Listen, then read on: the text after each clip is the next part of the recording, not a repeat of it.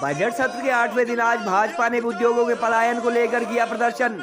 Budget सत्र के दौरान विधानसभा परिसर में लगाए सुक्खू भाई दलालों ने है लूट मचाई जैसे नारे। नेता प्रतिपक्ष जयराम ठाकुर बोले, बीवीएन को फार्मा इंडस्ट्री हब बनाने में पूर्व पीएम वाजपेयी व वर्तमान प्रधानमंत्री मोदी की अहम भूमिका। जयराम ठाकुर के अनुसार इन्वेस्ट लाने के नाम पर दुबई गए सीएम सुक्खू अपने एक जानकार की शादी में हुए थे शामिल। मुख्यमंत्री सुखविंदर सुक्खू ने बजट सत्र के दौरान कही थी, बद्दी बरोटी वाला नालागढ़ को इंडस्ट्री हब बनाने में कांग्रेस विधायक के पिता की अहम भूमिका की बात। सीएम ने पूर्व इंडस्ट्री मिनिस्टर पर कसे थे भाजपा शासन काल में उद्योगों में धांधलियां होने के तंज। सुक्खू भाई लालों ने लूट मचाई, लालों ने लूट मचाई। उद्योगों का शोषण बंद करो, बंद करो, बंद करो। उद्योगों का शोषण बंद करो, बंद करो, बंद करो। अंचल से दलालों को बाहर भगाओ, बाहर भगाओ, बाहर भगाओ। दलालगिरी नहीं चलेगी, नहीं चलेगी, नहीं चलेगी। दलालगिरी नहीं चलेगी, नहीं चलेगी, नहीं चलेगी। हिमाचल विधानसभा के बजट सत्र के 8वें दिन आज विपक्ष व भाजपा ने हिमाचल के औद्योगिक केंद्र बीवीएन से उद्योगों के पलायन के मुद्दे पर प्रदर्शन किया। पोस्टर तथा तख्तियों के साथ विधानसभा परिसर में किए गए प्रोटेस्ट के दौरान भाजपाइयों ने सुक्खू भाई दलालों ने है लूट मचाई, दलालगिरी नहीं चलेगी व कांग्रेस हटाओ हिमाचल बचाओ जैसे तीखे कटाक्ष वाले नारे प्रदेश सरकार के खिलाफ लगाए। प्रदर्शन के दौरान मीडिया को संबोधित करते हुए पूर्व मुख्यमंत्री जयराम ठाकुर ने कहा कि उद्योगों के पलायन के सवाल पर सीधा जवाब देने की बजाय सीएम सुखविंदर सुक्खू बीवीएन के औद्योगिक विकास का श्रेय कांग्रेस विधायक के पिता को देकर सदन को भटकाने की कोशिश कर रहे थे। उन्होंने कहा कि वास्तव में बद्दी बरोटी वाला नालागढ़ को एशिया का फर्स्ट फार्मा इंडस्ट्री हब बनाने का श्रेय यहाँ बड़ा पैकेज देने वाले पूर्व प्रधानमंत्री अटल बिहारी वाजपेयी व बल्क ड्रग फार्मा पार्क व मेडिकल डिवाइस पार्क की सौगात देने वाले वर्तमान पीएम नरेंद्र मोदी को जाता है। जयराम के अनुसार एमओयू होने के बाद सीएम द्वारा हिमाचल में अपनी शर्तों पर उद्योग लगाने संबंधी बयान का मतलब लोग समझ रहे हैं और उनके करीबी के पास जाने वाले उद्योगपतियों के ही उद्योग लागत व फल फूल रहे हैं। जयराम ठाकुर ने गत दिनों मुख्यमंत्री की दुबई यात्रा पर तंज कसते हुए कहा कि इन्वेस्ट लाने के लिए दुबई जाने की बात कहने वाले सीएम सुक्खू ने अपने इस कार्यक्रम का पूरा ब्यौरा मीडिया को नहीं दिया, जिससे उनके विजिट पर तरह तरह के सवाल उठ रहे हैं। नेता प्रतिपक्ष ने यह भी आरोप लगाया कि दरअसल सीएम सुखविंदर सुक्खू अपने करीबी अथवा परिचित की शादी में दुबई गए थे, हालांकि उन्होंने इस पर कोई आपत्ति न होने की भी बात कही। गौरतलब है कि मुख्यमंत्री ने सदन में अपने जवाब में अपनी शर्तों पर उद्योग लगाने का मतलब ये बताया था कि वह प्रदेश में ऐसी इंडस्ट्री स्थापित करना चाहते हैं जिससे आर्थिक बदहाली के दौर से गुजर रही राज्य सरकार को ज्यादा जीएसटी कलेक्शन अथवा फायदा मिले। गौरतलब है कि बजट सत्र के दौरान भाजपा व विपक्ष द्वारा कांग्रेस सरकार की फर्स्ट कैबिनेट की मीटिंग में 1 लाख नौकरियों में महिलाओं को 1500 रुपए पेंशन की कमिटमेंट पूरी न होने, 1000 से ज्यादा संस्थान बंद किए जाने, हड़ताली कर्मचारियों व बेरोजगारों की मांगे न माने जाने व भ्रष्टाचार जैसे मुद्दों को इस सत्र के दौरान जोर शोर से उठाया गया है और पिछले सत्र की तरह इस बार भी विपक्ष के तेवर तीखे नजर आ रहे हैं। उधर सीएम सुखविंदर सुक्खू पिछली बार की तरह अपने इस दूसरे बजट को भी ऐतिहासिक करार दे रहे हैं और भाजपा व विपक्ष के पास ढंग का मुद्दा न होने की बात भी लगातार दोहरा रहे हैं।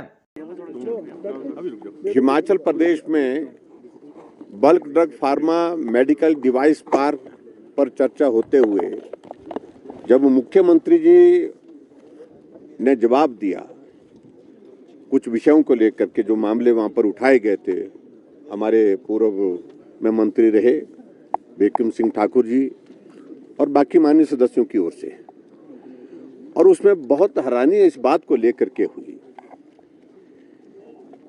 कि जो बद्दी बरोटी वाला नालागढ़ में जो इंडस्ट्रियल पैकेज पूर्व में प्रधानमंत्री रहे अटल बिहारी वाजपेयी जी ने दिया था, उनका जिक्र नहीं किया। लेकिन उसमें नाम नहीं लेना चाहता हूं कि एक नेता सदन में है और उनके पिताजी का जिक्र किया गया उसमें,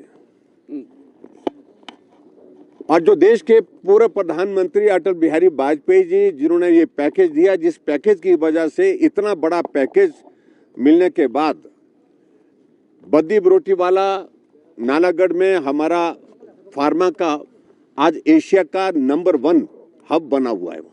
इतना बड़ा योगदान पूर्व प्रधानमंत्री अटल बिहारी वाजपेयी जी का रहा, और उनके पश्चात अगर किसी प्रधानमंत्री का योगदान हिमाचल प्रदेश में इंडस्ट्रियल सेक्टर को ग्रो करने के लिए, मदद करने के लिए रहा, वो रहा हमारे वर्तमान प्रधानमंत्री नरेंद्र मोदी जी का।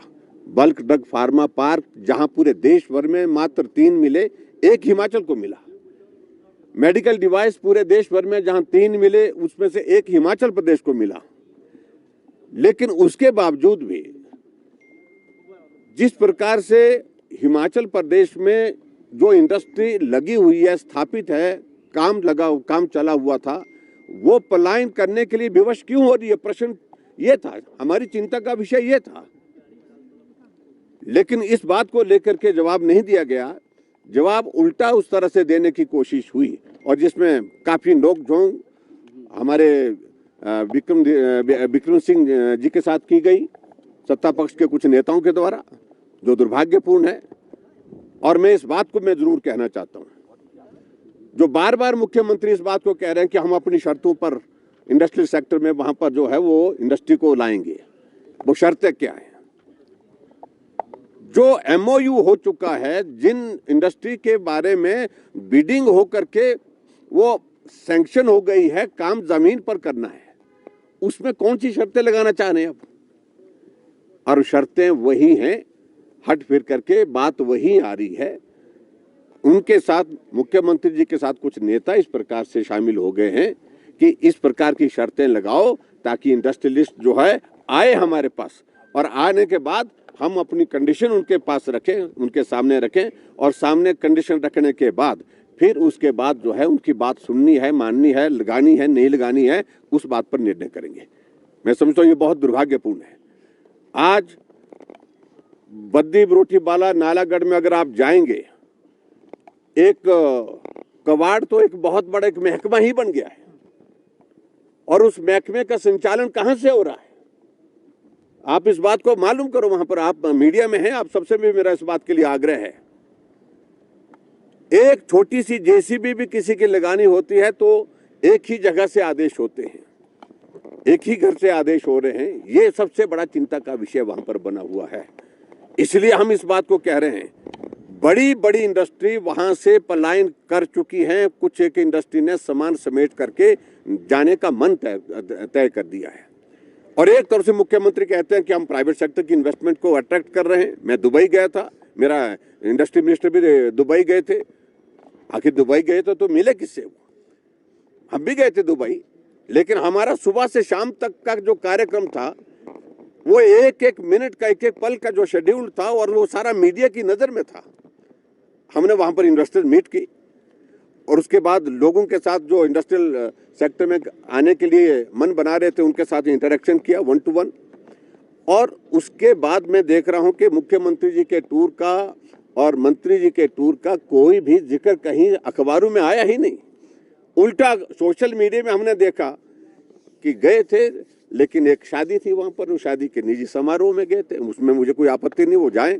लेकिन इंडस्ट्री हिमाचल प्रदेश में लाने के लिए, प्राइवेट सेक्टर का इन्वेस्टमेंट को अट्रैक्ट करने के लिए अगर बात कही है तो वो हमको दिखनी चाहिए थी। इंडस्ट्री में ओपन है, कोई आए इंडस्ट्री लगाए, लेकिन इस शर्त पर इंडस्ट्री ना लगाए कि हमारी जमीन हो, उसके लीज के पैसे ना मिले, और हमारी बिजली जो है वो 3 रुपए पर यूनिट बिके।